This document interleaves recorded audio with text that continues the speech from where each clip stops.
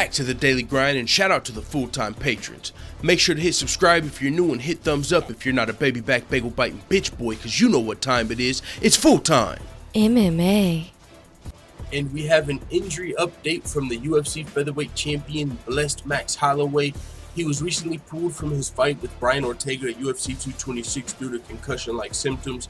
It was actually pretty concerning because he seemed to be slurring his words and maybe a little bit of facial features that might have seemed like the signs of a mini stroke, some people reported. Could have been from his weight cut, could have been from being knocked out in sparring. We also heard rumors about that, although that might be a little less likely, it seems, because we haven't really seen these symptoms from other fighters. We've seen fighters that have probably been concussed give interviews before, and it looked a little different than what we saw out of Max Holloway. Definitely was a little concerning if you watched his interviews leading up to the fight. So he was pulled from the fight, and now we have a little bit of an update.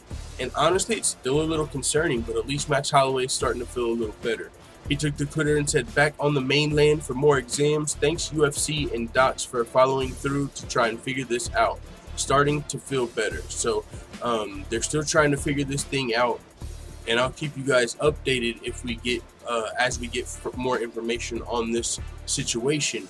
But man, like I said, this is still somewhat concerning because with what we saw from Max Holloway, some people have talked about the point that if it was like a mini stroke type situation from weight cutting, this is something that Max Holloway could have a hard time recovering from. I mean, if you have a mini stroke, it could have been, we might not see Max Holloway in the octagon again, and that's worst case scenario. I don't even want to like talk that negativity into the fucking ethos, but that's why it's somewhat concerning. Hopefully Max Holloway will heal up, get better, and even if he's out for a while and he has to be stripped of the title, because if he's out for like 4 to 6 months, this is the second injury he's been pulled from a fight. Now, they're different injuries, but still, the UFC featherweight division would have to move on.